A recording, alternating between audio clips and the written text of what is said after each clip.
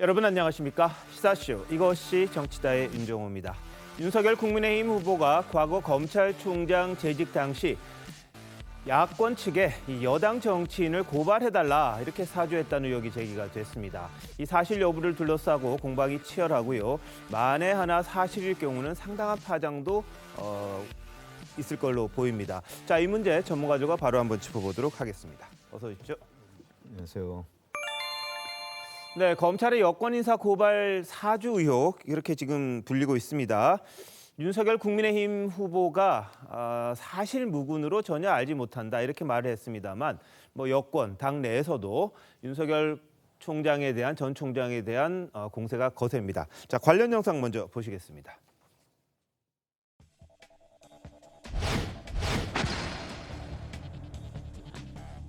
캡처된 자료에 손준성 보냄이라고 손준성이라는 이름이 적혀 있습니다. 대위에서 어떤 말씀 하셨나요? 네, 사실대로 잘 증언했습니다. 윤석열 검찰총장 징계 논란이 됐던 재판부 판사 성향 분석에 직접 개입했던 사람이고 거의 윤석열의 대리인으로 알려져 있습니다.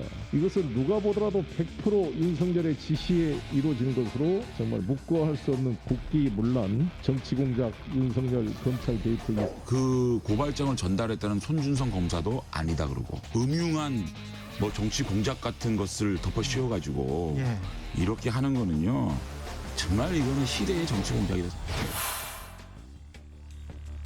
고발 사주를 했으면 고발이 왜 안 됐습니까? 그러고 있으면은 해라 이 말이에요. 모르는 사이에 고발이 이루어질 가능성도 전혀 없다라는 말씀이시죠? 아니 제가 그랬잖아요. 그거 해서 뭐 하게요? 윤 총장이 당연히 모른다고 나올 거라고 저희도 예상을 했었고요.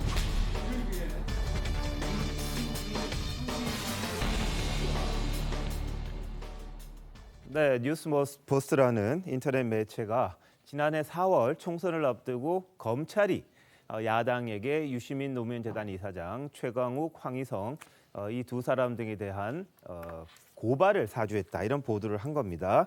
이 검언유착 등의 이른바 검언유착 보도로 인해서 윤석열 전 총장과 부인 김건희 씨, 최측근인 한동훈 검사장이 피해를 봤다 그런 이유라고 주장을 했는데요. 자, 최문평 지점님, 이번 사태 어떻게 보십니까?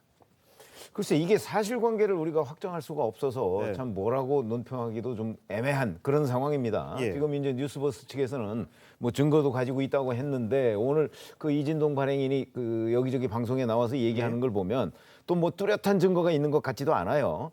다만 이제 SNS에 그 김웅 의원과 그 손준성 수사정보정책관 사이에 주고받았다는 SNS 그게 있다고 하는데 그거를 또 윤석열 캠프의 김경진 특보 같은 경우는 그 조작 가능성까지 얘기를 하고 있거든요. 그것도 텔레그램이나 이런 데에서 충분히 가능하다고 하니까 저희가 사실 객관적으로 봤을 때 자 저거에 어디까지 왜냐면 저런 일이 처음 있었던 것도 아니고 과거에 김대엽 씨 공작 같은 것도 있었지 않습니까? 네. 그런 거를 겪어가면서 이게 정말 어디까지가 사실이고 어디까지가 사실이 아닐까. 왜냐하면 또 의문이 드는 부분이 꽤 많아요. 저 보도에 보면 그런 부분과 관련해서 저희가 여튼 지켜보거나 아니면 정말 객관적이고 중립적인 어떤 사람이 팩트 체크를 좀 해야 되지 않을까 하는 생각이 듭니다. 네. 자, 그렇다면 인터넷 매체인 뉴스버스 측 어떤 근거로 의혹을 제기했는지 한번 들어보시죠.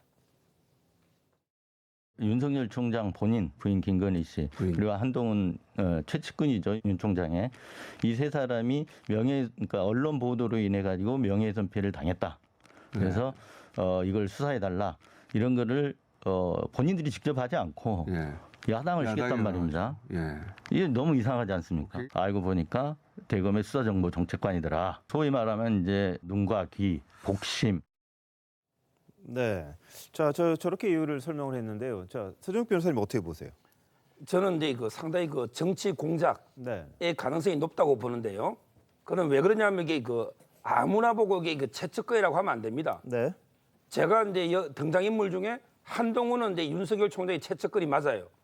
그러면 이제 첫째 손준성이라고 나오잖아요. 네. 이분이 이제 대검의 수사정보 정책관인데 이분 통해서 이제 김웅 의원한테 전달했다는 거죠. 만약에 전달했다면 이게 범죄가 될 수도 있는 중요한 문제입니다. 근데 이걸 최측근 진짜 믿을 만한 사람 아니면 이게 시킬 수가 없죠. 근데 보십시오. 손준성 이분은 윤 총장이 총장 될 때 측근들 박찬호, 한당훈, 이두봉 다 이게 데리고 갈 때 이분에게 원주로 지방으로 내려갔습니다. 예. 그리고 이제 그 추미애 장관이 2020년 1월달에 장관 되고 인사할 때 그때 추미애 장관이 대검의 수사정보정책관으로 임명한 거예요. 네. 그리고 이제 이름이 지금 수사정보 담당관으로 바뀌었잖아요. 예. 올해 7월달까지 대검에 있었습니다. 추미애 장관 임기 동안 전북에 대검에 있었어요. 근데 추미애 장관이 윤 총장의 측근들은 전북에 지방으로 기양 보냈지 않습니까? 그게 인사학살이라고 얼마나 떠들었습니까? 따라서 저는 손준성 이분이 윤석열 총장의 최측근이라는 증거가 없어요. 오히려 제가 보기에는 윤 총장을 감시하기 위해서 추미애 장관이 심어놓은 오히려 저는 감시의 눈과 귀다 이래 저는 봅니다. 네. 따라서 관익에 뭘 근거로 손준성 이분이 윤석열의 최측근인가? 네. 그걸 밝혀야죠 먼저. 예. 그리고 이제 두 번째 김웅 의원도 마찬가지. 네. 이분도 이게 윤 총장 때는 법무연수원 교수 한직으로 있었습니다. 예. 이분을 이게 어떻게 윤 총장이 믿고 이분한테 또 자료를 줍니까? 진짜 고발을 사주하려면 정점식 의원이 있죠. 예. 이분은 법률지원단장이고 진짜 윤 총장하고 친하죠. 예. 지역 캠프 있죠. 네. 그럼 이게 바로 갖다 주지. 왜 믿지도 못하는 김웅 의원한테 줍니까? 마지막으로 네. 그때 그 고발 보면 이게 공공수사부장 앞으로 돼 있죠. 예. 공공수사부장 배용원 이분은요 수원지검에 차장하던 걸 추미애 장관이 검사장으로 승진시켜서 공공수사부장이 바로 임명한 분입니다. 네. 추미애 장관이 승진시켜 준 분이에요.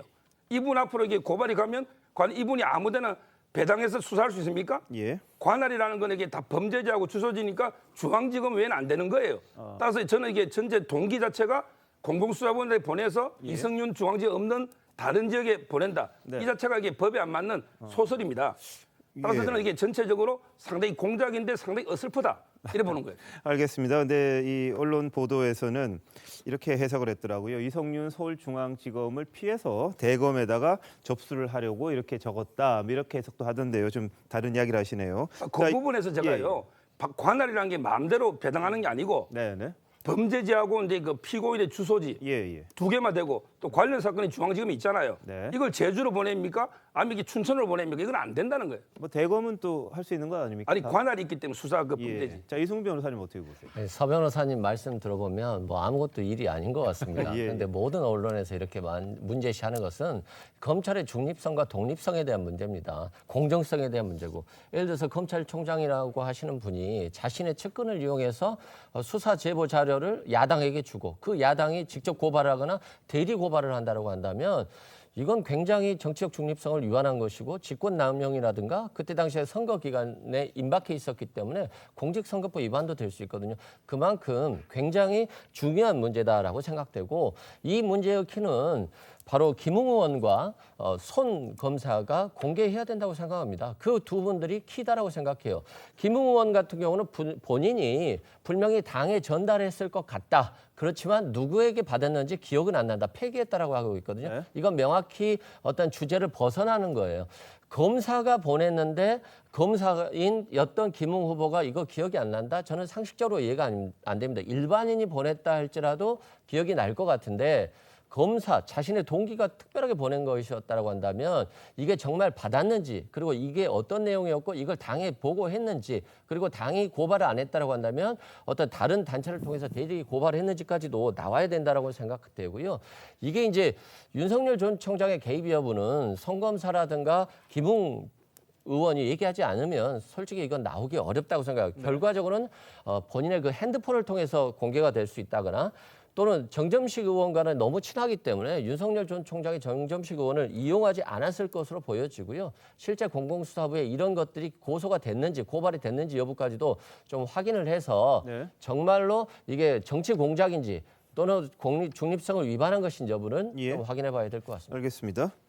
그런데 이제 요즘 뭐 공작이다 이러는데 점점 더 나오는 공작의 수준이 떨어지고 있다. 그리고 저도 이걸 보면 웃음이 나와요. 왜 그러냐면은 자 윤석열 예비 후보가 얘기한 대로 이거 도대체 해서 뭐 합니까? 이렇게 네. 얘기하잖아요. 예. 자 이렇게 해서 누가 이득을 얻을 건가? 그걸 우리가 쫓아가 보면은 네. 이 사건에 대해서 대충 윤곽이 나옵니다. 그리고 저는 이걸 보면서 처음에 그냥 웃고 말았어요. 왜 그러냐? 지금 윤석열 총장이 이른바 명예훼손을 했다고 억울하게 하는 게 뭐 본인도 본인이고 그다음에 부인이에요. 그다음은 한동훈이에요. 네. 보통 이 명예훼손을 비롯해갖고 그 당시에 공직에 있는데 자기하고 이 사적으로 또 공적으로 이렇게 가까운 사람을 편들면서 그거를 야당에다가 대리 고발을 해달라고 하는 거. 네. 이거 자체가 상식적이지 않죠. 예. 특히 자기 부인에 대해서 도이치모터스 이 문제는 그 네네. 당시에는 크게 이슈도 되지 않았어요.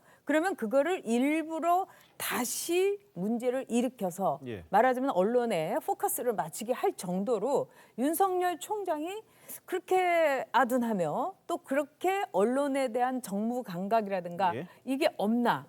제가 이렇게 볼 때는 네. 이거는 굉장히 질이 낮은 공작이다. 예. 이렇게 생각이 됩니다. 알겠습니다. 언론에서 일단 보도를 했으니까 무슨 근거, 그러니까 문서를 가지고 일단 보도는 했습니다. 그 부분에 대해서는 저희들이 사실 여부를 지금 판단하기는 이르다는 점 말씀을 먼저 드리고요. 자, 뭐 가장 중요한 건 그거겠죠. 윤석열 후보가 당시 이 뭐 고발 사주 이렇게 지금 말이 되는데 알았느냐 몰랐느냐, 시켰느냐 안 시켰느냐 이런 부분일 겁니다. 근데 윤 후보 오늘 뭐라고 했는지 한번 들어보시죠. 고발 사주 흔적 전혀 없다는 입장 그대로신가요? 뭐 당연하죠. 이 정부의 불리한 사건에 대해서는 아예 수사를 진행을 안 해왔어요. 여러분 다 아시지 않습니까? 이 정부의 불리한 사건 고발이 들어간다고 그래서 피해자가 고소해도 수사를 할까 말까인데 고발한다고 수사를 하겠습니까? 그러니까 그런 거를 사주한다는 자체가 상식에 안 맞는 것이죠. 고발하면 뭐합니까? 야당이 고발하면 오히려 더 안 하죠. 도대체 무슨 의미가 있다는 얘기입니까? 참 뭐 어이가 없는 얘기고 상식에 비추어서 판단해 주시길 바라겠습니다. 네, 정치 공작 한두 번 겪냐 어이없는 일이다 이렇게 이야기를 했습니다. 자, 김관욱 교수님 어떻게 보세요? 안타까운 얘기예요. 그리고 지금 공작을 여기서도 뭐 한 두세 분 말씀하시는데 지금 이게 문건을 갖고서 지금 뉴스 버스가 얘기를 한 겁니다. 그럼 공작이라고 얘기를 하려면 그 얘기를 그거를 증빙할 수 있는 뭔가 자료를 갖고 얘기를 하셔야지 공작이라는 것을 우리가 이해를 하는 것이지 공작이라고 그냥 말로만 해서 공작이 되는 건 아니잖아요. 전번에 이동훈 전 대변인이 사퇴를 하면서 가짜 수산업자죠. 뭐 이 금품 수수하고 뭐 선물 받고 대접 받으면서 이게 여권 공작이다라 그랬어요. 정치 공작이다. 밝혔나요? 공작이라고 얘기를 하려면 기본적으로 윤석열 전 총장도 마찬가지고 증거를 갖고서 공작한 걸 갖고서 얘기를 해야 되는 거죠. 그리고 지금 윤석열 전 총장이 현 정권에 대해서 안 좋은 수사를 한 게 있느냐. 울산, 원전 등등의 것들 쭉 수사했어요. 본인이. 그러면서 안 했다고 얘기하면 맞지가 않는 거죠. 네. 제일 중요한 거는 이 문제, 이 사안에 있어서 가장 핵심은 뭐냐면 이게 고발 청탁이 사실이라고 한다면 이거는 선거 개입이 핵심입니다. 그 당시가 사실상 4.15 총선 즈음이에요. 그때가 처음에는 어떻게 됐냐면 여당 이제 심판론이 비등해가지고 사실은 지지율이 여당에 굉장히 불리했었습니다. 그런데 이게 코로나의 문제 뭐 이런 걸로 이제 여권에게 또는 대통령에게 힘을 실어줘야 되겠다 그래가지고 지지율이 변화되면서 사실상 야당에게 불리한 국면이 되는 거거든요. 여기에서 이렇게 만약에 이제 야당이 고발을 해주면 검찰이 바로 수사 들어가서 실질적으로 여권이 굉장히 이제 잘못된 문제들이 부각이 되고 뭔가 큰 범죄를 일으킨 것처럼 얘기가 되면서 선거 국면이 완전히 뒤바뀔 수가 있는 거거든요. 저는 이 부분을 노렸다고 생각을 해요. 거기에서 그러면 왜 야당은 당시 미래통합당이죠. 왜 이 부분을 고발하지 않았느냐. 당시에 윤석열 전 총장은 검찰총장이었어요. 아까 말씀하신 점정식 법률지원단장. 자, 그 당시만 해도 야당의 법률지원단장이에요. 네. 그런데 검찰총장이 아무리 친하다고 가가지고 이거 나 고발해줘. 이럴 수 있나요? 이건 뭐 거의 불가능한 얘기를 지금 하고 있는 거거든요.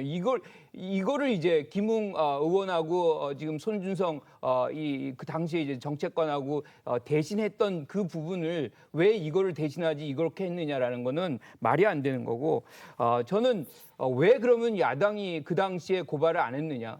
윤석열 전 총장을 믿을 수가 없죠. 이게 뭐 같은 당원도 아니고 네. 또 한 가지는 이렇게 해가지고 고발이 됐을 때 사실상 뭔가 갖지 못한 상황에서 역풍이 맞을 수 있는 그런 모든 것을 고려할 수가 있거든요. 그래서 저는 이 부분은 야당의 일부 인사들은 만약에 전달이 됐다면 충분히 알 수 있는 부분이고 김웅 의원 같은 경우는 지금 전달 받았다고 한다면 본인은 이렇게 얘기하고 있죠.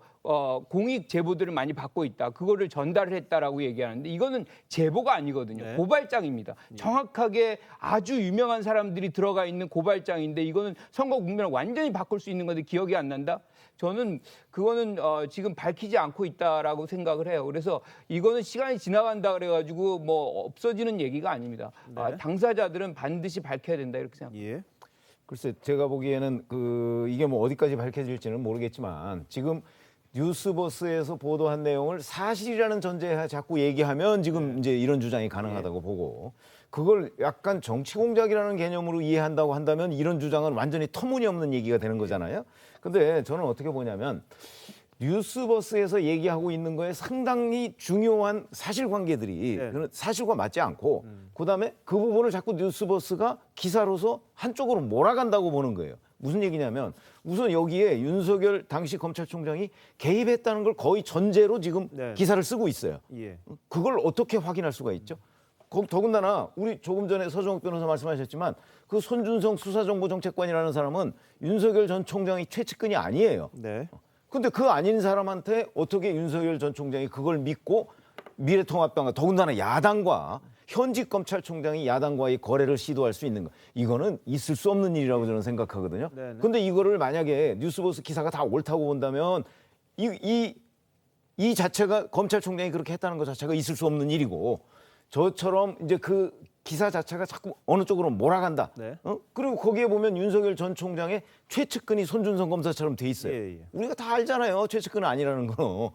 근데 그런 것들이 너무 이 기사 자체가 자꾸 한쪽으로 이렇게 몰아간다 하는 그런 느낌을 많이 받기 때문에 이걸 지금 정확하게 어느 시각에서 우리가 편들어가면서 얘기할 수는 없는 거다. 근데 자꾸 사실이라는 전제에 얘기하면 그거는 상황 호도죠. 알겠습니다. 근데 손준성 검사 같은 경우에 이제 판사들 3평을 수집했던 검사고 이 자리에 있다 보면 또 총장과 또 가까워지지 않느냐 뭐 이런 주장도 있는 것 같습니다. 당시에는 아니 그 추미애 장관이 인사를 한 거라니까요. 맞습니다. 총장을 감시하라고. 맞죠. 그 부분 맞는데 당시에 이제 판사들 3평 수집했었고 감찰 때도 윤 전 총장에게 유리한 진술을 한 걸로 알려져 있거든요. 그래서 뭐 최측근으로 보는 게 아닌가 싶기도 한데 어떻게 보십니까? 일단 뭐 저도 이 앞뒤 관계를 이렇게 보게 되면은요, 이거는 굉장히 허접한 공작이다. 저는 이렇게 봅니다. 그 이유는 뭐냐면 모든 사기꾼들은요 서류를 완벽하게 꾸며요. 그리고 사기꾼들이 꾸민 서류를 보면요 진짜보다 더 정확합니다. 그리고 이번에 나온 서류나 이걸 보면은요.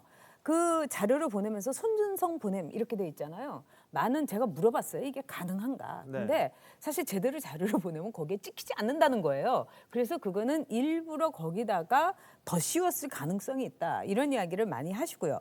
그다음에 두 번째로는 저는 아까 이제 우리가 4월 15일 작년 총선 때만 하더라도 야당에서요.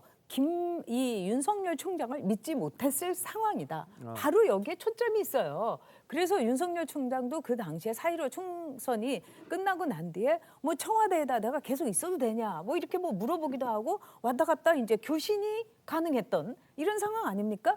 그런데 그런 자료가 왔다면은 김웅 그 당시 후보가 이건 너무 황당하다 이러면서 킬해버렸어야지 저는 이게 정상적이다 이렇게 봐요. 그다음에 세 번째로 제가 이상한 건 뭐냐면 이런 모든 사건이 터지잖아요. 그러면은 기자들이 전화를 많이 합니다. 그러면은 여기에 의혹이 있고 의혹의 당사자라고 하면 윤석열 총장이 전화를 받지 말아야 돼요. 이게 모든 의혹 사건의 ABC예요. 근데 윤석열 총장은 기자회견도 하고 전화도 받고 다 하는 거예요. 근데 지금 전화를 전혀 받지 않는 두 사람이 있으니 김웅 의원과 그다음에 손준성 검사예요. 이거 이상하지 않습니까? 이런 경우는 더 적극적으로 김웅 의원은 나와야 되는 거죠. 근데 김웅 의원실은 물론이고 그래서 잠수를 탔느냐. 처음엔 이러다가 지금은 잠적한 거 아니냐. 이렇게 되고 있는 거예요. 그러면 빨리 나와야 되고 오히려 더 적극적으로 임해야 될 사람이 김 네. 두 사람입니다. 알겠습니다. 자, 전혁 의원님 말씀하신 것 중에 이제 사기꾼이란 표현은 이제 이 사람들에게 대한 건 아닐 거고요. 네, 예를 든 겁니다. 일반적인 사건의 경우에 이제 사기를 치려고 하려면 아주 완벽하게 서류를 꾸민다. 뭐 그런 말씀을 해주시려고 이제 예를 든 걸로 이해를 하겠고요. 자, 말씀하신 것처럼 지금 김웅 의원 입장이 굉장히 좀 궁금해요. 이게 기억을 해야 될 텐데 본인은 기억이 안 난다 그러고 당시에 있던 건 핸드폰도 바꿨고 뭐 예를 들어서 이 그 SNS를 주고받던 그런 것들도 다 없앴다. 뭐 이런 이야기를 하더라고요. 그래서 지금 유승민 후보 같은 경우에도 지금 자신 대변인을 맡고 있는데 지금 안 나타나니까 좀 답답했던지 최대한 좀 기억을 해봐라. 그때 무슨 일이 있었는지 그런 이야기를 하고 있는 그런 거죠.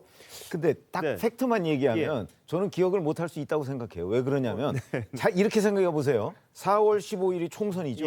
송파갑에 출마했습니다. 네. 4월 3일이에요, 이게. 네. 지금 첫 번째 그 문서가 나왔다는 것이. 정신이 있을 때라고 보세요. 총선을 지금 열흘 남겨놓고 있는데 열흘 남겨놓고 정신이 없을 때 더군다나 초선으로 처음 당선됐을 때 아니에요. 네네. 정신이 없을 때 여기저기서 누가 근데 저는 그래서 그 시점에 손준성 정책관이 네네. 그걸 한참 바쁘고 정신없는 자기 사법연수원 동기한테 그걸 보내서 고발을 해달라라고 부탁했다는 것도 자연스럽지가 않아요. 알겠습니다. 패배가 굉장히 유력할 때예요. 이때가 총선에서 야당이. 그러니까 많은 생각을 하게끔 하는 그런 시기였던 겁니다. 아마 고민을 꽤 했을 거라고 저는 생각하고 김웅 후보가 당시에 이제 계속 얘기하는 거는 공익 제보를 받아가지고 본인은 전달하는 역할만 했다. 그래서 기억이 잘 안 난다라고 얘기했지만 아까 얘기한 손준성 이 검사 같은 경우는 굉장히 총장의 측근이고 굉장히 중요한 사람이고 더더군다나 연수원 동기예요. 뭔가를 가져왔다, 보냈다라고 한다면 유심하게 볼 수밖에 없는. 그리고 이제 더 중요한 건 그 내용이 일파만파입니다. 그러니까 여권에 굉장히 중요한 인물들이 여기 망라돼 있고 MBC, 뉴스타파까지 다 이 피고발인으로 되어 있는 상황인데 이거를 그냥 모르는 그냥 제보 중에 하나로 해가지고 넘겼다? 이건 저는 뭐 이해를 못 하겠고요. 아까 손준성 보냄. 요거는 SNS로 사진을 찍어가지고 캡처를 해가지고 하면은 이런 식으로 나온다고 얘기를 하더라고요. 그리고 윤석열 전 총장이 이걸 몰랐다.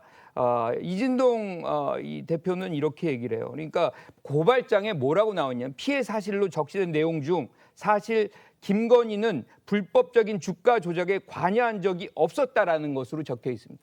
이거는 뭐냐면 그 본인에 대해서 얘기를 듣지 않으면은 얘기가 나올 수가 없는 내용이거든요. 그런데 부인의 얘기를 윤석열 전 총장이 몰랐다? 이건 뭐 얘기가 안 되는 거죠. 그러니까 지금 고발장 내용으로 본다면 사실상 김건희 씨에게 확인하고 고발장을 썼다라고 우리가 추정할 수 있는 대목이거든요. 그러니까 알겠습니다. 이런 부분들 저런 부분들을 다시 확인하는 것이 필요하겠죠. 자, 도이치모터스 뭐 주가 조작 관련해서는 뭐 청문회라든지 이런 데서 많이 좀 언급이 됐던 거 아닌가 싶긴 한데요. 아니 그건 팩트로서 확인할 수 있습니다. 2013년에 금감원에서 무혐의 처분한 적이 있습니다. 네, 그렇기 때문에 그거는 충분히 확인할 수 김건희 씨한테 안 물어봐도 확인할 알겠습니다. 수 있는 대목이니까 그걸 가지고서 이진동 발행인은 마치 그게 윤석열 총장이 알 수밖에 없는 정황으로 얘기를 하지만 그거는 이진동 발행인 주장이죠. 네, 이 기사가 이제 줄 수 있는 건 그거더라고요. 이 고발장이 있다는 거 거기에 이제 내용 판결문, 그러니까 실명 판결문, 그거는 검사나 판사나 당사자 아니면 못 구하는 그런 판결문이 있었기 때문에 이 손준성 검사가 찾아서 첨부해서 보낸 게 아니냐, 뭐 이런 의혹 제기인 거고요. 그 손준성이라는 사람이 윤 총장의 최측근이라는 게 전제가 돼야 되는 거고, 김웅하고 이제 손준성 두 사람이 사법연수원 동기이기 때문에 가까웠고, 또 야당을 통해서 뭔가 고발을 하면 더 신뢰성 있게 검찰에서 받아들이고 언론도 그렇게 하지 않겠느냐, 뭐 이런 것들이 다 복합적으로 적혀 있는 그런 기사입니다. 네. 제가 짧게 말씀드리자면 사실 4월 3일이면은요. 이게 이제 2주 동안 선거운동을 공식적으로 합니다. 이때는 정신이 없어요. 그리고 거의 이제 김웅 이분도 이제 초선이기 때문에 어디가 어딘지도 모를 거예요. 그러면 무슨 서류가 오더라도 내 선거하고 관련되지 않았으면 그거 읽어보지도 않아요. 근데 그때 그걸 보낼 정도로 이렇게 검찰에서도 뭐 핵심이고 엘리트라고 이렇게 뭐 보여줬다는 이분이 그때 그걸 보냈을까요? 그건 정말 말도 안 되고. 두 번째로는 왜 와이프의 일을 그동안에 네. 이 윤석열 총장이 참 답답할 정도로 자기 와이프의 일을 얘기를 하지 않았는데 그걸 미리 이때 고발을 해달라고 고발장을 보내고 네. 자기 부인의 얘기를 넣었다. 이거 자체가 넌센스죠. 알겠습니다. 자, 윤 후보 오늘 채널A 검은 유착 의혹 사건을 거론하기도 했었습니다. 한번 들어보시죠. 있으면은 뭐 대라 이 말이에요. 작년에 그 채널A 사건 보십시오. 총선 앞두고 나서 그렇게 정치 뭐 검은 유착이라고 해서 매체 동원해서 하더니 지금 1년 넘게 재판해 갖고 드러난 게 뭡니까? 그게 아무 내용도 없는 그게 결국은 선거를 위한 오히려 건언의 정치 공작으로 다 드러나지 않았습니까? 그래서 뭘 하자는 것인지 저도 뭐 이런 거를 한두 번 겪은 게 아니기 때문에 상식 있는 국민들께서 잘 판단하실 거라고 저는 생각합니다. 제가 이게 아까도 공작이라 한 게요. 저는 결정적인 제가 생각하는 이유는 예. 지금 이게 그 줄 때 고발장 19장에다가 뭐 첨부 서류 한 200페이지 해가지고 네. 근데 그 고발장에 보면 피고 그 공공수사부 수신인이고 예. 고발인의 이름만 국민의힘 이름만 넣으면 되는 것처럼 이렇게 꾸미가 줬다는 거 아닙니까? 네. 근데 저희가 SNS로 받은 걸 이게 이름만 출력해 였는 것도 이상하지만 보통 이 고발장에 또 서식이 있거든요. 고발 국민의힘에 쓰는 종이라든지. 아, 예. 근데 가장 문제는 판결문이에요. 그게 첨부된 판결문이죠. 저희가 이게 법조하다 보면 판결문에 그 이름을 안 지우고 판결문 출력하는 게 불가능해요. 네, 실명밖에 안 되는 거는 검사 판사밖에 안 된다는 그렇죠. 거고요. 예. 그러면 이게 그걸 공개하면 그게 범죄죠. 예. 판결문이 그게 누설되는 게 범죄입니다. 개인정보 보호하는. 네, 네. 자, 그렇다면 이게 그 범죄로 수집한 증거를 증거 자료로 첨부해가 고발하면 그러면 이게 국민의힘이 범죄를 자인하는 거잖아요. 그 판결문 어디서 구했냐? 예. 바로 수사하는 검사가 이게 판결문 구할 수 없는 판결문이 증거로 첨부돼 있으면 국민의힘은 뭐가 됩니까? 이게 전 어설프다는 거예요. 알겠습니다. 하나만 생각하고 이게 공작할 때 판결문 그거는 불법이기 때문에 첨부할 수가 없는 증거예요. 아, 그렇군요. 그러니까 지금 그 보도 안개에 보면 실명이 적혀 있는 판결문을 첨부해서 보냈다. 그랬을 때 그 판결문 자체는 첨부해서 제출을 못 하는 건데 그럼 이걸 했다는 것 자체가 좀 어설프다 이 말씀이신데 혹시 그걸 참고해서 뭔가 좀 다시 재구성하라 이렇게 이야기했을 수도 있지 않겠습니까? 근데 그 판결문이 어떤 판결문 제가 본 건 아니지만 예. 그걸 굳이 그 불법으로 참고할 정도면 그냥 내용을 적어주면 되지.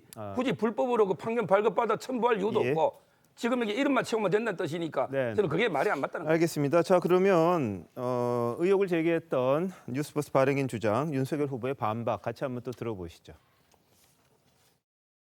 캡처된 자료에 손준성 보냄이라고 손준성이라는 이름이 적혀 있습니다. 저희들이 그 입증 자료가 없다면 기사를 쓰기 힘들었겠죠. 검사나 검찰을 취재해본 기자들이라면 그 아까 손준성 검사가 있던 수사정보정책관이라는 자리가 어떤 자리인지를 다 압니다. 그 속성상 그 자리의 속성상 검찰총장이 지시 없이는 움직일 수 없는 자리. 지시 없이는 일을 할 수 없다라는 거를 다 잘 알고 있는 겁니다. 손 검사가 이런 걸 했다는 뭐가 자료라도 있습니까? 그걸 내놓고 뭐 얘기를 해야죠. 제가 뭐 총장이나 서울검사장이라는 이 기관장을 하면서 누구에게 누구를 고발하라 그런 얘기 한 적도 없지만 상황 자체도 그럴 이유도 전혀 없습니다. 모르는 사이에 고발이 이루어졌을 가능성도 전혀 없다라는 말씀이시죠? 아니 제가 그랬잖아요. 고발을 할 필요가 없는 사안입니다. 그거 해서 뭐 하게요? 네, 손준성 검사는 황당한 내용이다. 아는 바가 없어서 해명할 내용도 없다. 이렇게 부인하고는 더 이상 이제 언론과 접촉을 안 하는 것 같고요. 윤 후보는 손 검사가 그걸 했다는 자료라도 있나? 그걸 내놓고 얘기를 해야 한다. 이렇게 의혹을 전면 부인하고 있죠. 자, 이승훈 변호사님은 어떻게 보셨어요, 저 말을? 실제 이제 이 자료가 있냐 없냐는 실은 김웅원이 답해야죠. 김웅원의 저는 본인은 폐기했다라고 하지만 예. 저는 개인적으로 폐기할 이유가 없을 폐기가 것 같아요. 아니라 당으로 넘겼다는 얘기죠. 그렇죠. 예. 당으로 넘기고 자신의 어떤 텔레그램 방을 폭파시켰다는 거니까 네. 그런 측면에서 보면 왜 그렇게 진실이라면 본인의 핸드폰을 적극적으로 좀 보면 되거든요. 포렌식을 해도 되고. 그런데 굉장히 이것에 대해서 발언을 자제하고 있거든요. 그렇다고 본다면 이게 국민들 입장에서 보면 이 의혹이 진실일 수도 있겠구나 이런 의구심을 가질 수 있다고 봅니다. 특히 김웅 검사의 경우에는 손중성 검사와 동기고 친했다고 그래요. 네. 그리고 이게 윤석열 전 검찰총장 관련 일이에요. 후보자가 바쁘다라고 해서 총장의 일이고 자신의 친한 동기가 보냈는데 이걸 바쁘니까 모른 척 넘어갔다? 그렇게 볼 가능성은 별로 없어 보이고요. 네네. 실은 이게 이제 문제가 되는 게 예를 들어서 윤석열 전 총장이나 그 가족들이 검찰에 고발을 하면 문제는 없다고 생각해요. 예. 그런데 이 제보를 왜 다른 다 야당의 국회의원 후보에게 제보하는 거죠. 네. 이건 공익 제보가 될 수 없는 거거든요. 예. 그런 측면에서 저는 이 부분은 빨리 손준성 검사하고 김웅 의원이 빨리 해명을 해야 된다. 그렇지 않으면 윤석열 후보에게 드리워진 어떤 그런 의혹들은 국민들이 사실로 느껴질 수밖에 없는 그런 진행으로 갈 수 있다 이렇게 생각됩니다. 저도 이게 그 친구하고요 카톡을 하거나 텔레그램을 합니다.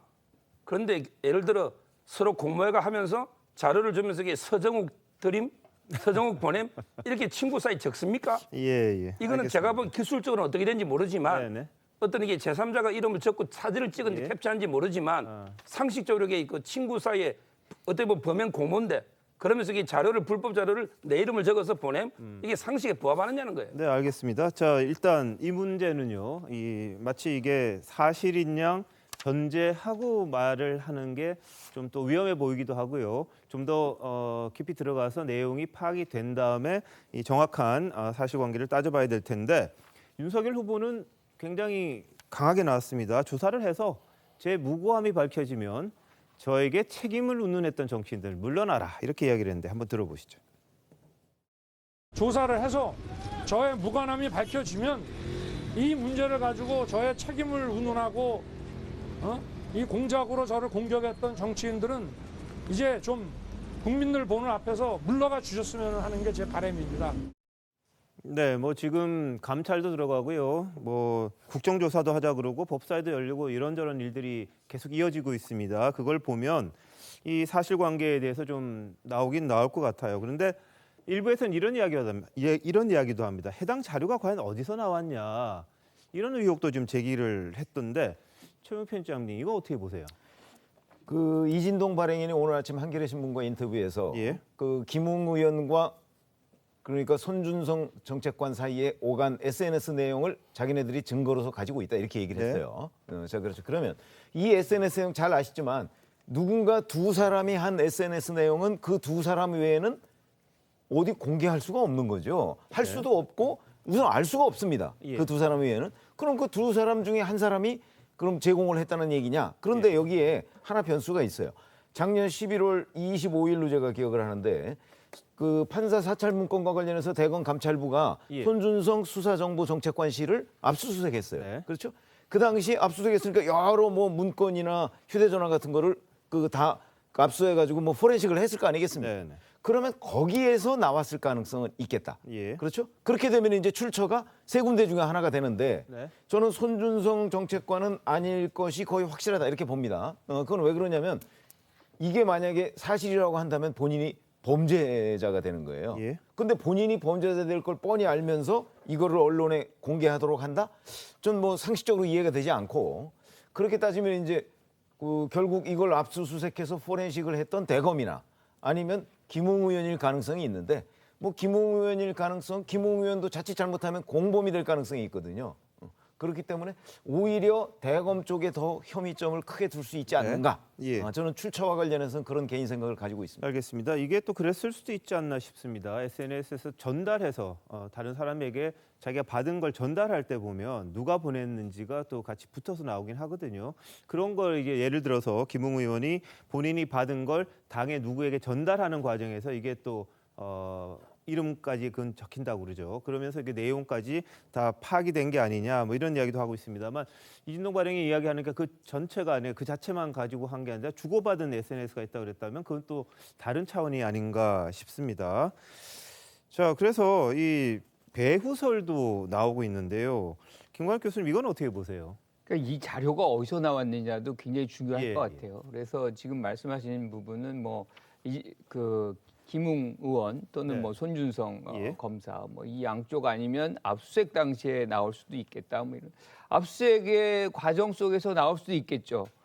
그것이 저는 문제가 된다고 생각하지 않습니다. 우리가 조국 전 장관의 압수수색을 70회 차례 하면서 수많은 압수수색의 자료들을 가지고 와서 범죄화 시켰습니다. 범죄가 있다면 압수수색의 그 자료라고 한다고 해서 사용하지 말라는 법은 전혀 없는 거죠. 그래서 저는 뭐 출처가 그렇게 중요하진 않다라고 생각하고 지금 윤석열 전 총장이 뭔가 이게 사실이 아니라 그러면 이렇게 얘기한 분들 다 사퇴하라 뭐 이렇게 얘기를 하는데 며칠 전에 윤희숙 의원의 어떤 상을 느끼게 하는 윤희숙 의원도 무혐의 처리되면 나 비난했던 사람들 다 사퇴하라 그랬는데 이 사퇴하라는 말이 굉장히 좀 유행이 될 것 같아요. 근데 저는 윤석열 전 총장은 이런 얘기하면 안 됩니다. 왜냐하면 이 부분은 윤석열 전 총장은 지금 제1위를 달리는 야권 대선 후보예요. 검증을 충분히 받아도 되는 분입니다. 그런데 여기에서 본인이 검증받는 과정을 불편해하면서 이게 사실이 아닐 경우에 사퇴하라? 저는 그 자격이 없다고 생각합니다. 알겠습니다. 자, 그런데 김관욱 교수님 말씀하신 것 중에 압수수색에서 나온 자료를 딴 걸 쓴다. 이거는 아닌 것 같거든요. 영장에 딱 명시되어 있지 자체가 않습니까? 범죄죠. 그럼요. 그 부분은요. 교수님 어떻게 보십니까? 그 부분은요.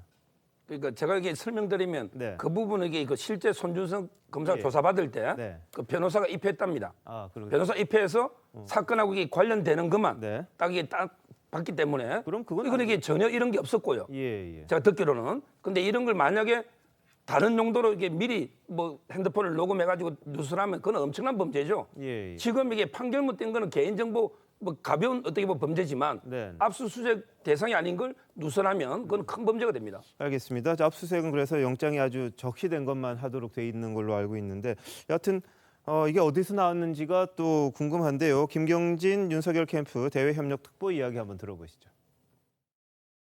이걸 받는 핸드폰에서 그 발신자의 메신저상의 이름을 손준성으로 지정하기만 하면 손준성이 마치 보낸 것처럼 찍히게 되는 거거든요, 보면. 이게 이제 조작인지 아닌지는 결국은 뭐 수사라든지 또는 검찰, 감찰 뭐 과정을 통해서 밝혀질 터인데 검찰의 수사권을 완전히 박탈해야 된다. 또 윤석열 후보 같은 경우는 대단히 문제가 많은 후보다라고 지속적으로 주장했던 세력들이 만약에 조작을 했다면 그 세력이 조작을 했을 가능성이 큰 거죠. 네. 자, 이 주장은 어떨까요? 이렇다면 또 차원이 좀 다른 이야기가 되는데 아까 공장 말씀 자꾸 하셨는데 어떻게 보세요? 지금 보면은요. 중요한 거는 여기에서 이 윤석열 총장이 말하자면 고발을 사주했다. 이런 거를 손준성 검사가 이 고발장을 이렇게 만들어가지고 대리를 한 거 아니겠습니까? 말하자면 딜리버리를 한 거잖아요. 네네. 그렇다면은 일단 손준성 검사가 진짜 그 일을 했다면은 검사로서 사표를 내야 될 일입니다.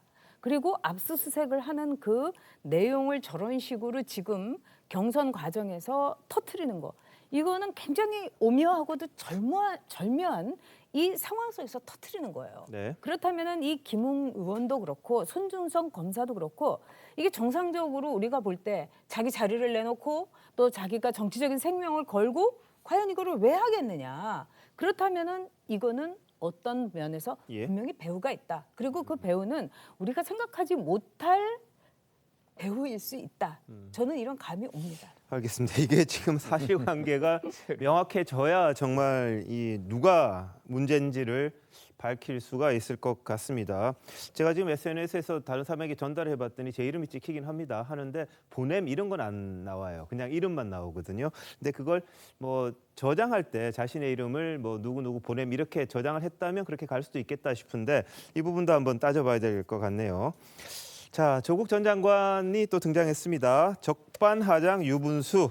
윤석열 씨는 책임 회피하지 말고 기자회견 통해서 직접 해명하고 질의응답해야 한다. 이런 이야기를 했고요. 윤석열 검찰 총선 앞두고 다 계획이 있었다. 이렇게 또 이야기를 했습니다. 국정원의 정치 공작에 준하는 명백한 권력 범죄다. 예상은 했지만 너무도 충격이다. 이렇게 또 맹공을 가했습니다. 자, 이 부분 어떻게 보셨어요? 아니 잘 아시다시피 조국 전 장관은 지금 이게 사실이기를 굉장히 바라는 것 같은. 아니 이게 거의 사실이라고 지금 단정하고서 얘기를 하고 있잖아요. 근데 저희가 우리가 여기서 진짜 30분 이상 이게 과연 어디까지가 사실이고 어디까지가 사실이 아닐 것이냐 하는 부분을 규명하려고 해도 저희도 좀 취재 좀 해봤습니다만 규명이 잘 안 되는 거 아니겠어요? 그런 차원에서 본다면 조국 전 장관의 저런 공격이야말로 정말 의도성을 굉장히 많이 갖고 하는 일방적인 공격이다. 이렇게 생각을 합니다. 그래서 이게 만약에 그러면 예를 들어서 김경진 전 의원 주장대로 뭐 조작의 가능성이 있다고 한다면 그 후에 조국 전 장관은 그 부분에 관해서 어떻게 설명을 하려고 저렇게 명백한 범죄 행위는 이런 표현을 쓸까 하는 것들이 굉장히 궁금해지는 대목이다. 이렇게 생각합니다. 실제 이제 뭐 이게 사실관계가 밝혀지기에는 조금 시간이 필요할 것으로 보여집니다. 그럼에도 불구하고 실제 이제 이진동 기자 같은 경우는 언론인 경력이 굉장히 많더라고요. 한국일보라든가 조선일보에 대해서 오랫동안 그런 언론인 경력을 했었고 또 한나라당 후보로도 국회의원에 출마한 적이 있었던 걸로 확인됐습니다. 그런 측면에서 보면 이분이 굳이 그 정도의 어떤 경력을 가지고 있는 분이 취재원에 대한 제대로 된 수사도 없이 조사도 없이 얘기도 없이 이렇게 퍼뜨렸다 이렇게 생각되지는 않고요. 실제 김원웅 광복회장의 모친이신 전월선 여사의 어떤 친일 영역, 독립운동을 한 게 아니라 오히려 친일을 했다라고 하는 의혹까지도 제기한 적이 있거든요. 그래서 여야를 가리지 않고 의혹을 제기하고 있기 때문에 이분의 어떤 것들이 어떤 정치 조작으로 보기에는 상당히 어려운 점이 있고요. 실제 이제 어떤 검사라든가 어떤 공직에 있는 분들이 SNS 보낼 때에는 자신이 보낸다라고 하는 것을 명확히 기재하고 캡처해서 보내는 경우도 있거든요. 그런 측면에서 보면 이 부분도 사실 가능성이 상당히 있어 보이고요. 실제 윤석열 전 총장이 이득이 없다라고 하지만 그때는 4.15 총선 직전이어서 굉장히 정치적으로 민감한 시점이었고 검경 수사권 조정이라든가 검찰 개혁과 관련해서 정부와 굉장히 각을 지고 있던 상태였습니다. 또한 지금 최강욱 의원에 대해서도 보면 실제 공소시효 만료 하루 전날 기소한 걸로 제가 기억하고 있거든요. 그리고 이게 재판이 회부돼서 실제 지금 1심에서 당선 무효까지 나온 걸로 알고 있어요. 그만큼 어떤 윤석열 전 검찰총장과 정부와의 어떤 신경전이 대단했었기 때문에 이걸 갖다가 고발할 충분한 실효성 또는 이득은 있었다고 보여집니다. 알겠습니다. 글쎄 근데 여기서 중요한 거는요. 이 최강욱, 황희석, 유시민 이분에 대해서 고발을 하는 거 아니겠습니까? 그럼 타겟이 이 세 사람이에요. 아주 유명한 사람들. 그렇다면 굳이 우리 와이프를 못 살게 굴고 또 내가 이 측근인 한동훈을 못 살게 군 그 혐의를 갖고 굳이 고발장을 만들 필요가 있을까요? 이미 그 당시에 보면은 유시민, 뭐 최강욱, 그다음에 황희석 씨에 대한 상당히 많은 여러 가지 정황이 있었습니다. 그리고 그 정보라든가 이런 거는 언론에도 꽤 나온 적이 있었고요. 그러면 굳이 자기 와이프 보호, 자기 와이프 명예훼손, 한동훈 그리고 한동훈 이 검사에 대해서는 이미 채널A 사건으로 해서 굉장히 수사가 이미 들어가 있었을 때예요. 굳이 이거를 왜 했겠느냐? 저는 이 상황이 이해가 절대 되지 않습니다. 그리고 이진동 기자도 제가 이렇게 아는 분한테 오늘 좀 물어봤는데 최근에 윤 총장에 대해서 상당히 기사를 쓰고 싶어하는 의혹을 갖고 많이 다녔다는 거예요. 그리고 윤 총장에 대해서 개인적인 감정 이런 것도 많은 분들이 좀 우려를 펼 정도였다는 겁니다. 그건 또 개인적인 거기 때문에 뭐 기자가 감정을 가지고 기사 쓰지는 않았을 거고요. 다른 뭐 팩트에 근거해서 썼을 거라고 봅니다. 그리고 하나 좀 정정을 해드리겠습니다. SNS를 통해서 보니까요. 이 전달된 메시지 누구 보냄 이렇게도 또 나오고요. 누구님에게서 전달됨 이렇게도 나오네요. SNS를 보니까. 그래서 이 보냄이라는 거가 이게 어떤 형식으로 됐는지 다 한번 따져봐야 되겠다 이런 생각이 좀 듭니다.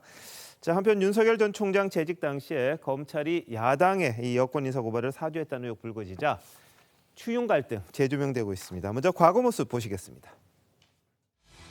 법무부 장관의 지시에 관련해서 총장에게 지시를 하면 총장이 들어야 됩니까? 안 들어야 됩니까? 정당하지 않으면 따를 의무가 없다고 생각합니다. 검찰총장이 저의 검찰청법 8조에 기한 지시를 어기고 그죠? 저의 지시를 절반을 잘라 먹었죠. 장관의 말을 겸허히 들으면 좋게 지나갈 일을 새삼 지휘랍시고 해가지고 일을 더 꼬이게 만들었어요. 알란드는 검찰총장 두고 일을 해본 적도 없고. 장관님의 지금 지휘 감독이 제대로 정상적으로 기능을 발휘하고 있다고 판단하십니까? 아니면 대단히 유감스럽다고 생각합니다. 때로는 무력감을 느끼기도 합니다. 좀 문제가 있습니까? 상당히 심각합니다. 지금까지는 지켜보았는데 더 이상 지켜보기 어렵다면 저도 결단할 때 결단하겠습니다. 검찰의 독립성뿐만 아니라 중립성이 중요하죠. 그렇습니다. 윤석열 장모 부인도 고발이 됐는데 왜 수사 안 하죠? 윤석열 총장은 수사 의지가 강력한데 장관이 만류하고 있는 건 아니죠? 제가 수사 의지를 본 적이 없습니다. 검찰총장의 비위 혐의가 매우 심각하고 중대하여 비밀 불가피하게 검찰총장에 대한 징계를 청구하고 직무 집행 정지 명령을 하게 되었습니다. 네, 추 전 장관은 자신이 옳았다. 이걸 보고 이렇게 또 주장을 하고 있습니다. 어떻게 보셨습니까? 저는 이게 만약에 누설이요. 네. 제가 보기에 손준성 검사나 김웅 의원이 누설일 가능성이 저는 낮아 보입니다. 두 분이 만약에 고의로 하면 이게 범죄가 될 수도 있기 때문에 그렇다면 이게 아까 조금 전에 말한 압수수색 과정에 만약에 이게 불법으로 유출됐다면 오히려 이제 저는 추미애 장관이 배우가 될 수도 있는 왜 그때 압수수색을 지휘한 거는 추 장관이 맞고요.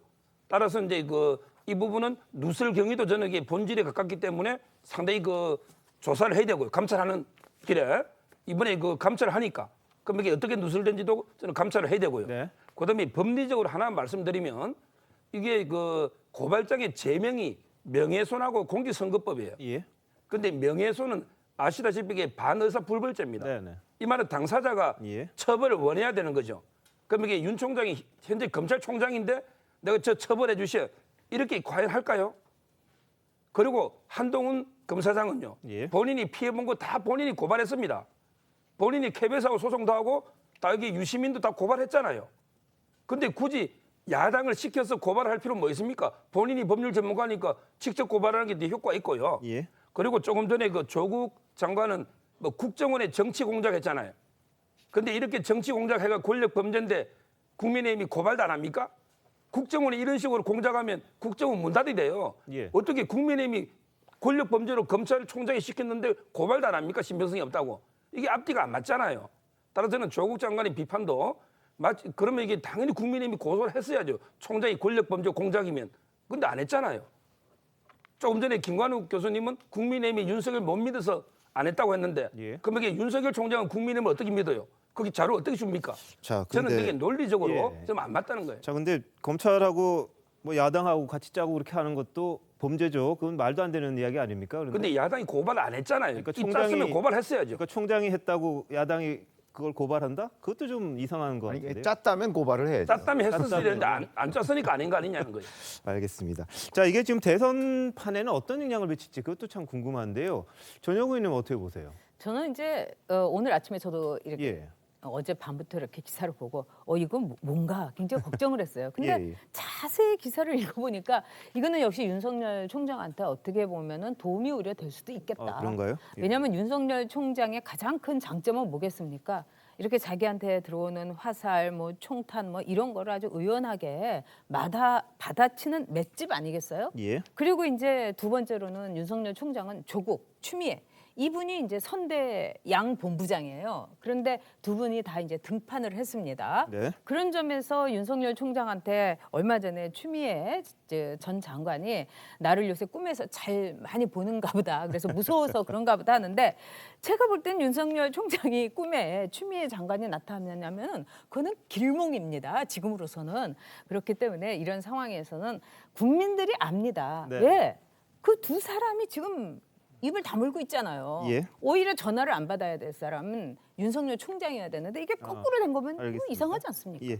자, 전혁 의원님 이제 뭐 추미애, 뭐 조국 이분들이 다 본부장이라고 하신 거는 좀 남들이 볼 때 조금 불편할 수도 있다는 거 개인 의견이라는 거 말씀드리고요. 뭐 추미애 전 장관과 윤석열 총장은 어떻게 보면 서로 간에 상승 효과를 가져오는 그런 부분도 있긴 있습니다. 그 부분을 좀 빗대서 말씀하신 걸로 이해를 하도록 하고요. 김관욱 교수님 어떻게 보세요? 만약에 이것이 사실이라면 추미애 장관이 징계를 했던 것이 전 장관이 징계를 했던 것이 맞다 이렇게 평가할 수 네, 있는 거죠. 만약에 이거는 사실이라면 뭐 거의 국기문란이고 선거 개입입니다. 형사 처벌 받아야죠. 그렇죠. 뭐 이거는 대통령 후보로 지금 유지될 수 없는 그런 상황이거든요. 그래서 또 오늘 보니까 어떤 검사는 만약에 사실이라면 탄핵 사유에 이 해당이 된다. 뭐 이렇게까지 얘기를 하고 있어요. 그래서 이건 굉장히 엄중한 상황인 것이고 또 한 가지 지금 말씀하신 부분 중에 이게 오히려 윤석열 전 총장에게 유리해질 수 있겠다. 저는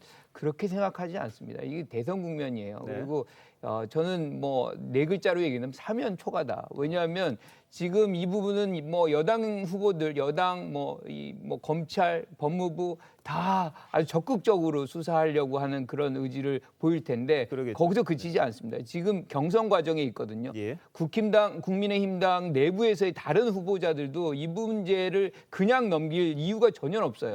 아주 강력하게 특히나 홍준표 후보 같은 경우는 검사 생활 오래 했지 않습니까? 잘 알고 있을 거예요. 그래서 이 부분 굉장히 집중적으로 공략을 할 것이고 그래서 윤석열 전 총장은 이 부분을 어떻게 잘 솔직하게 얘기하느냐 굉장히 중요한 것이고 아까 김웅 의원하고 뭐 손준성 검사 얘기를 했는데 이분들이 왜 조용히 지금 연락이 안 되느냐. 만약에 아무 일이 없었다 그러면 이 어떻게 보면 발칵 뒤집힌 이 대한민국의 주역들인데 왜 안 나오겠습니까? 당장에 자기 거 핸드폰 다 까놓고 이제 해달라고 얘기를 하죠. 그런데 윤석열 전 총장은 왜 나와 있느냐? 지금 들어가면 들어가는 사람이 범인이라고 간주할 수 있는 거 아닙니까? 그러니까 이게 나왔다 들어갔다가 중요한 게 아니고 사실관계가 제일 중요한 거예요. 알겠습니다. 너무 단정적으로 이걸 또 뭐 말을 한다고 해서 아니고 말을 안 한다고 해서 그렇게 하실 건 아닌 것 같습니다. 지금 너무 섣부르게 가기 좀 자꾸 논평이 사실이라면을 전제로 해서 우리가 논리를 전개하면요. 그러면 정말 중립적으로 얘기를 해야 된다면 이게 사실이 아닐 경우에도 우리는 논리적으로 얘기를 할 수 있어야 된다고 생각을 하거든요. 근데 자꾸 지금 뭐 사실이라면 여권에서도 마찬가지고 이거는 결국 정치적 공방을 벌이자는 얘기 이외에는 아닌 거예요. 그렇게 보면 이게 사실이 아니라면 또 이게 얼마나 큰 일이겠습니까? 그렇죠? 뭐 또 다른 엄청난 정치 공작을 우리가 보고 있는 건데 뭐 그렇게 주장하시는 분들도 있지만 그러니까 어느 한쪽 뭐 사실이라면 또는 뭐 사실이 아니라면 이런 걸 전제로 해서 자기의 주장을 펴는 거 이거는 공정하지 않은 거라고 저는 봅니다. 알겠습니다. 자, 대검에서도요 검찰총장이 진상조사 지시했고요. 의혹이 나오자마자 반나절 만에 이렇게 지시를 했습니다. 박범계 장관은 적절한 조치, 감찰 얘기하긴 하지 이러다 이렇게 이야기했습니다만 이 진상을 밝혀야 된다는 입장은 여전 같습니다. 그리고 국회 법사위는 6일이죠. 6일 오후 2시에 일단 열기로 했다고 합니다. 박 장관이 출석할 것 같고요. 검찰총장은 관례상 안 나올 가능성이 크다는데 이런저런 일들을 통해서 진실 여부를 빨리 좀 밝히는 게 우리 국민들을 위해서도 바람직하지 않나 싶습니다. 사실관계를 끝까지 좀 알아야 이게 또 음모론에 빠진다든지 그런 일이 없지 않을까 싶습니다. 자, 다음 이슈 넘어갑니다. 오늘 곽상도 국민의힘 의원실에서 자료가 하나 나왔습니다. 정경심 동양대 교수의 1심, 2심 판결문 그리고 조국 전 법무부 장관에 대한 공소장을 분석한 결과를 내놨는데요. 그 조 전 장관 부부가 위조하거나 위조와 관련된 허위 문서가 22건이다. 뭐 이런 이야기가 나왔습니다. 이게 쭉 뭐 정리를 해서 그렇게 나온 것 같긴 한데 손혁 변호사님 뭐 새로운 건 좀 있습니까? 어떻습니까? 아마 저희는 이제 다 언론 보도라든지 이미 대부분 된 거고요. 판결문에서도 나타난 거고. 이걸 이제 좀 되게 구체적으로 허위 서류하고 위조로 분류해 가지고요. 쭉 22건이 나온 거고요. 제가 보기에 이거는 사실이라면이 아니고요. 현재까지 판결에 의하면 사실로 판결에 의하면 현재 2심까지는 이렇게 밝혀진 사안이고 만약에 이게 판결문에 2심까지 팩트니까 그렇다면 이게 저는 정말 이게 그 서울대 법대 교수고 또 이제 그 민정수석 법무부 장관까지 하신 분 아닙니까? 그다음에 그 정경심 교수도 대학 교수 아닙니까? 이런 분들이 그 22건이나 특히 입시와 관계되는 이런 이제 그 서류를 뭐 허위 내지 위조했다면 정말 이거야말로 이게 저는 정말 부끄러운 일이 아닌가 이렇게 보입니다. 알겠습니다. 조국 장관의 딸과 관련돼서는 이미 허위 스펙이라는 게 판결문에서 나왔던 부분이고요. 이 곽상도 의원은 이제 아들과 관련해서 여러 가지 인턴 활동 증명서, 수료증, 영어 에세이 최우수상, 뭐 멘토링 봉사활동 확인서 이런 것들 그리고 미국 대학교의 장학 증명서 이런 것까지도 이제 위조를 했다 이렇게 주장을 하고 있는데 조 전 장관은 없는 활동하고 없는 서류 제출한 게 아니다. 이 입장이 일관되게 처음부터 지금까지 이야기하고 있습니다. 한번 들어보시죠. 저희 아이가 고등학교 때 열심히 해서 자기 나름 열심히 해서 인턴도 하고 뭐도 하고 영어 시험 공부도 해가지고 들어갔습니다. 저희 아이들이 없는 활동을 하고 없는 서류를 제출한 것이 아니란 것입니다. 저는 봉사활동이나 인턴을 하고 나서 받은 것을 학교에다가 제출했습니다. 위조를 한 적도 없습니다. 해명을 믿지 않는 분들이 있을 텐데 그분들에게 혹시 하실 말씀 있어요? 없습니다. 안 했다고 해도 믿지 않을 테니까요. 원경순 교수 2심 판결의 충격이 큽니다. 인턴 증명서가 유죄로 나왔습니다. 많이 고통스럽습니다. 그렇지만 대법원에서 사실 판단, 법리 적용에 대해서 다투겠습니다.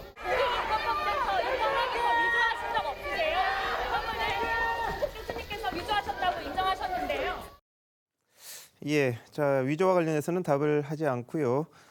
그랬었죠. 상고를 통해서 최종적으로 자신의 무죄를 또 가족의 무죄를 밝히겠다 이런 입장인데, 자 곽상도 의원이 오늘 주장한 것 중에는 이런 내용이 있습니다.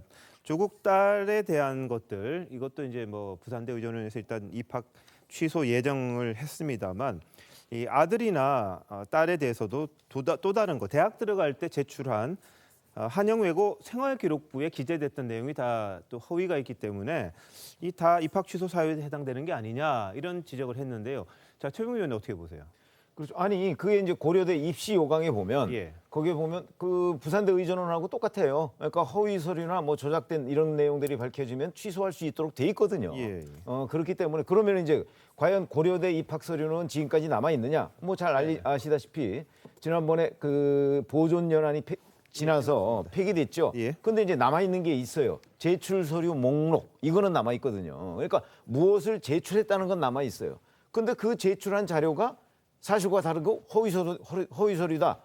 이제 그런 부분이 이제 하나 참작이 될 수가 있고, 그다음에 고려대에서 정말 이 사건과 관련해서 의지를 가지고 있다면 사실 이게 한 10년 조금 넘은 일이잖아요. 2009년도 일이니까 12년 정도 됐네요. 자 그렇다면 이 부분과 관련해서 전영 의원들이 당시에 있었을 거 아니에요.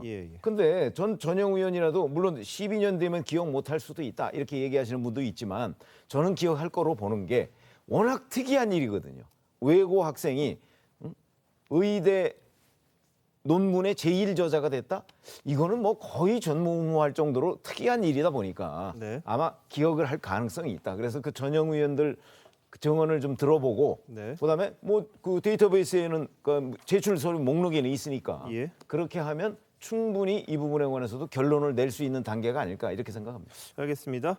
자 여당에서는요, 이 곽 의원이 고려대 총장을 불러서 조 전 장관 딸의 입학 취소를 압박했다 이런 주장을 했는데, 그리고 참 목록은 정경심 교수의 PC에서 이 제출한 것처럼 리스트가 돼 있고 대학교에서 나온 건 없는 걸로 지금 알려져 있거든요. 그 부분은 좀 정정을 하겠습니다. 자, 한번 들어보시죠. 지난 6월 30일 국민의힘 곽상도 의원은 고려대학교 총장을 의원실로 불러서 조치 입학 취소 압박을 넣은 사실을 사진과 함께 공개한 바 있습니다. 국민의힘에 경고합니다. 꿈에서도 압력 형사는 생각하지 마시기 바랍니다. 최순실의 검은 그림자가 어른거린다 라고 하는 느낌을 지울 수 없습니다. 곽상도 의원은 박근혜 정부의 민정수석이었음을 다시 한번 상기합니다. 네. 자 이송 변호사님 어떻게 보세요, 저 부분? 실은 이제 곽상도 의원이 의원실에 이걸 뭐 담당자를 불러다가 압박을 하는 것은 굉장히 부적절하다고 보여져요. 왜냐하면 법과 원칙에 따라서 각 대학교에서 스스로 판정을 해야 되는 것인데 의원실에 와서 이런 것들에 대해서 압박 차원에서 얘기를 한다라고 한다면 학교 입장에서 보면 어떤 공정성이나 객관성을 입증하는 데 있어서 약간의 부담을 가질 것 같습니다. 그런 측면에서 보면 굉장히 잘못됐다고 생각되고요. 다만 그 본인 이제 조국 전 장관 입장에서 보면 자신의 처와 자녀와 또 조카와 동생까지도 이렇게 구속되는 상황에서 또는 학위가 취소되는 상황에서 굉장히 억울할 거라고 생각하지만, 다만 이게 뭐 법원의 유죄 판결에 의해서 판결이 나온 이상 그 변명에는 한계가 있다고 보여집니다. 다만 제가 이제 말씀드리고 싶은 것은 조국 전 장관에게 분명히 방어권은 있거든요. 본인이 법적으로 무죄를 주장하든 어떤 방어권을 선택하냐는 본인의 자유라고 생각하고 어떤 이 무죄를 주장한다고 해서 조롱하는 것은 적절하지 않다고 생각되고 다만 법과 원칙에 따라서 판단하고 거기에 대해서 비판하는 것에 대해서는 뭐 당연한 국민들의 권리이자 의무까지라고 할 수 있을지는 모르겠습니다만 당연하다고 보여집니다. 알겠습니다. 고려대에서는 그런데요. 이 조 전 장관 딸의 이 제출 서류 중에 당국대 의과학연구소 인턴 활동 정도만 지금 파악을 하고 있다 이런 이야기가 있었습니다. 그래서 이제 실제로 어떤 걸 냈는지 이 부분은 또 정확하게 좀 알아봐야 되는 그런 부분이 있습니다. 네. 근데 우리가 이 범죄를 다룰 때 이 판사들이 뭐 형량을 구형할 때도요. 이 초범인 경우 뭐 이럴 때는 좀 가볍게 보죠. 근데 이거는 한 건도 아니고 22건이에요. 그리고 조국이라는 분은 형사법 교수예요. 형법 교수예요. 그런데 아무런 죄의식이 없이 이렇게 위조, 거짓 자료를 한 건도 아니고 22건이나 이거는 범죄의 일상화라고 하더라도 크게 다른 게 아니에요. 그리고 너무나 잘 아는 사람이 어떻게 이렇게 할 수 있겠느냐. 지금 이제 꾸준히 자기의 방어권을 이렇게 우리나라의 정치인들 가운데 조국 교수 가족들처럼 꾸준히 정말 끊임없이 그다음에 지치지 않고 자기의 방어권을 이렇게 호소하는 가족들이 있을까요? 그리고 뭐 이걸 떠나가지고 어머님은 성모 마리에 빗대주고 그다음에 조국은 고통스럽게 십자가에 매달린 예수님까지 이 반열에 오르면 거기에 맞게 그리고 형법 교수면은 거기에 맞게 한 건도 아니고 22건 아닙니까? 네네. 자, 오늘 곽상도 의원이 이야기한 거 아들 관련 부분 아직 판결이 나지 않았기 때문에 확정된 건 아니라는 거 말씀을 드리겠습니다. 이게 공소장에 대한 거기 때문에 법원의 판단이 좀 남아 있다는 거 말씀을 드리고요. 그리고 조 전 장관의 어머니가 이 신부님에게 보냈던 글 공개됐던 부분에서 성모 마리아와 뭐 예수 이 부분에 대한 조 전 장관의 항의가 있었습니다. 무슨 말이냐면 이 예수님이 못 박혀서 돌아가실 때 그걸 바라보는 어머니의 마음을 적은 거지 뭐 조 전 장관 자신을 예수나 여기에 빗댄 건 아니었다 이렇게 또 이야기를 한 부분이 있습니다. 그래서 이 부분에 대해서는 조 전 장관의 이야기를 전달을 해드리겠습니다. 자, 부산대는 청문 절차 거쳐서 이제 최종 처분이 확정된다 이렇게 말한 적이 있었죠. 한번 보시죠. 오늘 내린 예비 행정처분은 행정절차법상 지금 대학본부가 내린 예정처분입니다. 다시 말해서 후속 행정절차법상에 규정되어 있는 청문 절차 등을 거쳐서 최종 확정을 거쳐야지 확정이 되는 것입니다. 통상 예정처분이 난 이후 청문 절차를 거쳐 최종 확정이 될 때까지는 2~3개월 정도 소요되는 것으로 알고 있습니다. 네, 자 부산대에서는 외부 절차가 있습니다. 청문 절차가 있는데 내부인이 아니라 외부인을 청문 주재자로 위촉을 할 수도 있다 이런 이야기가 나오더라고요. 이승훈 변호사님 이런 건 어떻게 진행이 되는 겁니까? 이제 청문 절차를 하게 되면 당사자가 이제 본인이 소명 자료도 제출하고 그리고 거기 나가서 직접 나가서 얘기를 할 수도 있습니다. 예를 들어서 조국 전 장관의 딸이라든가 또는 관련자들도 직접 나가서 자신의 소명을 할 수 있고요. 실제 이제 이 절차를 거치지 않으면 행정처분의 하자가 되기 때문에 꼭 거쳐야 되는 절차입니다.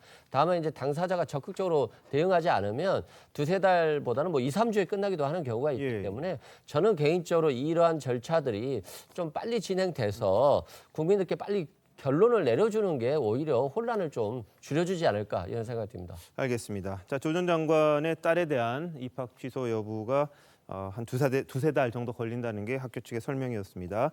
자, 조 전 장관의 동생 항소심에서 징역 3년 선고받고 이제 바로 또 보석이 취소되면서 법정 구속이 됐습니다. 법원에 이제 상고장을 제출했다 이런 보도가 나왔습니다. 그러니까 대법원에 가서 다시 한번 다퉈보겠다는 이야기가 있었는데 그 사이에 이 조 전 장관 동생 부부가 사실상 위장 이혼을 했었다 이런 판단이 판결문에 나왔다는 거 어제 또 알려드렸었는데요.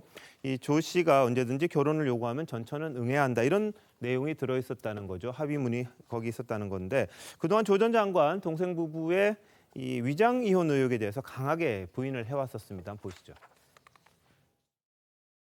집안 전체가 지금 다 난립니다. 제 동생과 이혼하고 고통받고 저희 전재수 씨에 대해서 너무너무 미안합니다.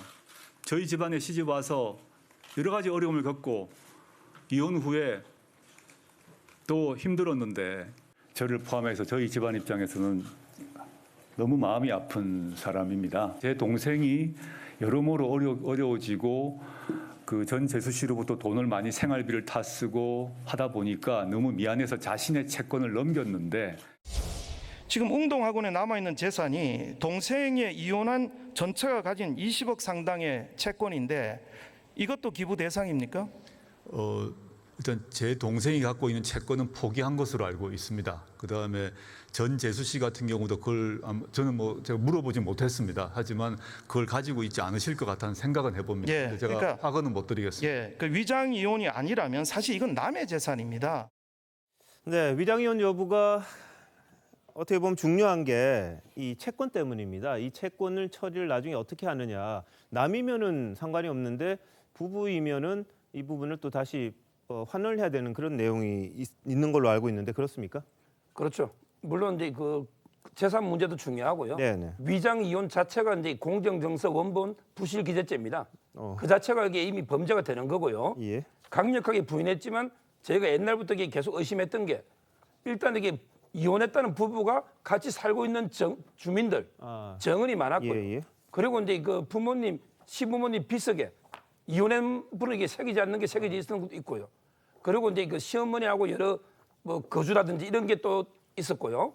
그다음에 그 소송에서도 판결문에도 부부로 놓은 게 있었는데 네네. 이 수많은 증거에도 불구하고 조 장관에게 강력하게 부인했잖아요. 예. 저는 그 심리 상태를 도저히 이해할 수가 없어요.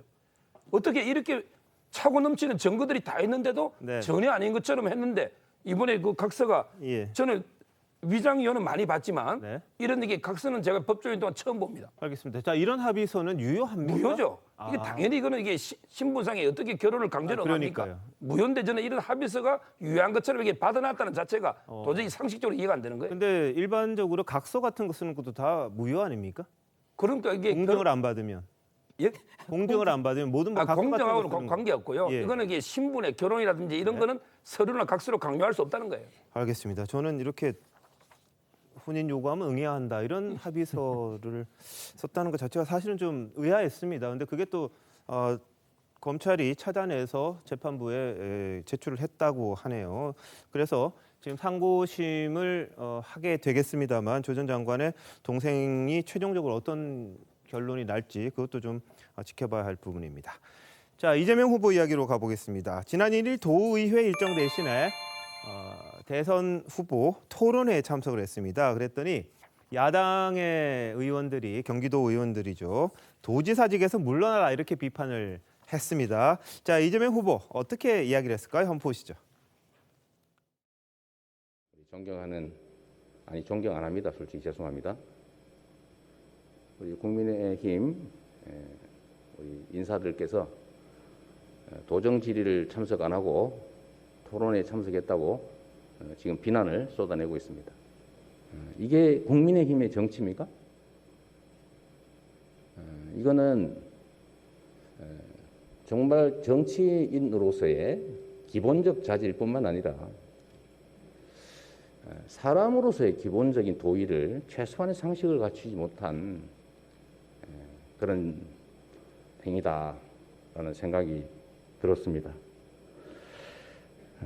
우리 경기도 안에서라도 이런 구태적이고 정말 적폐적인 반민주적인 이런 행위들을 좀 하지 않았으면 좋겠다는 생각이 들었습니다. 예, 웬만하면 이제 존경하는 이런 말 합니다만 이재명 후보는 굉장히 솔직하게 자신의 이야기를 했네요. 어떻게 보셨습니까? 저게 솔직한 게 아니라 예. 매우 무례한 거죠. 그런가요? 그다음에 경기도 의원들은 국민들, 경기도민이 뽑습니다. 예. 그리고 경기도 의회에는요. 지금 교섭단체를 구성할 수가 없을 정도로 한 서너 명의 국민의힘 의원밖에 없어요. 예. 나머지는 다 이 더불어민주당이거든요. 네. 그런데 저거는 더불어민주당을 비롯해 갖고 어쨌든 국민들이 뽑은 모든 도의원들을 모욕하는 거는 바로 경기도민을 모욕을 하는 겁니다. 예. 자, 당연히 경기도지사라면은요 도의회하고 또 거기에 출석해 갖고 답변할 의무가 있어요. 네. 월급을 지금 어디서 받습니까? 경기도지사로서 받는 거죠. 지금 뭐 예비 후보라고 해가지고 받는 것도 아니지 않습니까? 그런데 이재명 도지사가 저런 식으로 이야기를 한다면은 이재명 도지사가 나중에 정말 만에 하나야 대통령이 된다면 뭐라고 할까요? 국회의원들 보고 너희들은 적폐다. 그리고 존경하지도 않는다. 저렇게 싸우자고 달려들고 막말을 하고 이거는 하나를 보면은 열을 할 수 있는 아주 역사적인 흑역사의 씬이다 이렇게 봅니다. 예, 지금 경기도의 의원 분포를 보면 더불어민주당이 132명, 국민의힘이 6명으로 돼 있네요. 그렇습니다. 네. 지금 우리가 이제 거꾸로 이거를 이제 국회로 돌려놓으면 대통령이 있을 때 곧바로 와서 대통령직을 사퇴하라 그런 얘기거든요. 네. 그런 얘기를 우리가 받아들였을 때 그건 뭐 굉장히 그 몇 명의 국회의원이 대통령을 뽑는 거 아닙니다. 유권자들이 뽑는 거고 그분들의 말에 의해서 사퇴하고 말고 하는 건 아니에요. 경기도지사도 마찬가지입니다.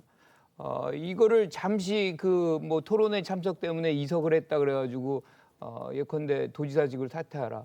여태까지 본인이 했던 그 노력 이런 것들이 한순간에 한 번의 이석으로 다 이렇게 매도당하는 것을 이렇게 기쁜 마음으로 받아들일 수 있는 사람은 별로 없다고 봐요. 그런데 뭐 어찌 됐건 뭐 말의 표현이 저는 부적절하다고는 봅니다. 그러니까 뭐 존경하는이란 단어는 써주는 게 맞다라고 생각하지만 그 전에 몇 명 안 되긴 하지만 어쨌든 도지사인데 도지사한테 그런 식으로 이석을 빌미로 해가지고 사퇴하라고 공격하는 것도 또한 잘못이다 이렇게 생각합니다. 예, 자 그럼 당내에서도요, 이 경기도 의원 중에서도 이낙연 후보와 가까운 분들도 있을 테니까 그런 분들인 것 같은데 이재명 후보가 도정에 불성실하다 또 이렇게 비판을 했습니다. 한번 보시죠.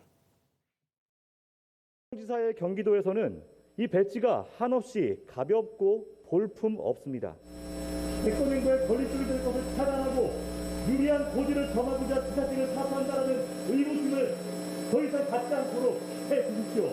그래서 일부에서는 이제 도지사직을 사퇴해라라는 주장을 여기저기서 심지어 우리 당내에서도 하고 있는 상태입니다. 도지사를 사퇴하는 것이 과연 경기도정에 도움이 되는가? 뭐 지사 찬스 얘기도 하지만 뭐 저로서는 사실 지사 리스크가 더 많은 거죠.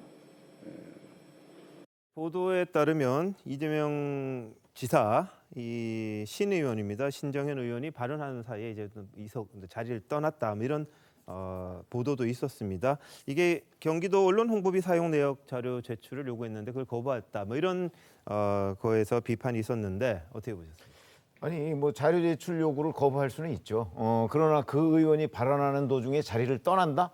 이거는 정말 뭐 거기 아무리 더불어민주당 의원들이 많다고 하더라도 그건 의회를 무시하는 행위다 하는 비판을 피할 수가 없는 길이고 그다음에 왜 자꾸 경기도지사직 사퇴 얘기가 나올까? 이런 부분이 굉장히 중요하잖아요. 아니 사실은 본인이 경기도지사직과 이 대권 후보 이 둘 중에 하나 선택을 하라고 한다면 대권 후보를 포기하겠다고 얘기를 한 적이 있잖아요.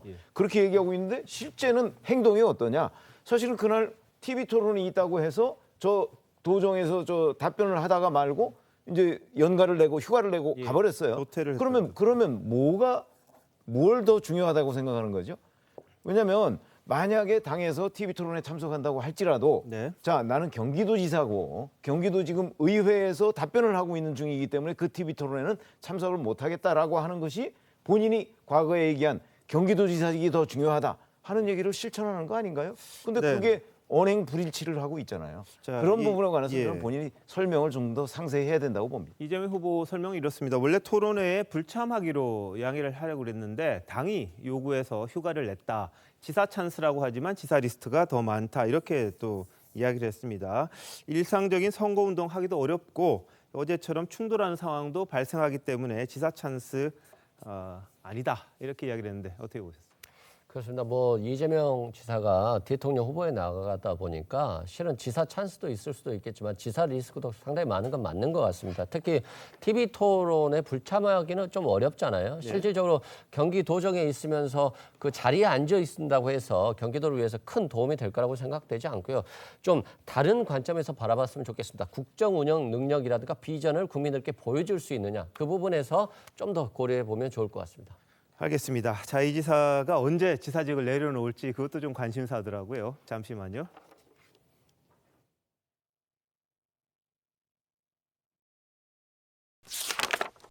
대한민국 이슈의 중심 시사쇼 이것이 정치다. 여기까지입니다. 저희는 다음 주 월요일 다시 찾아뵙겠습니다.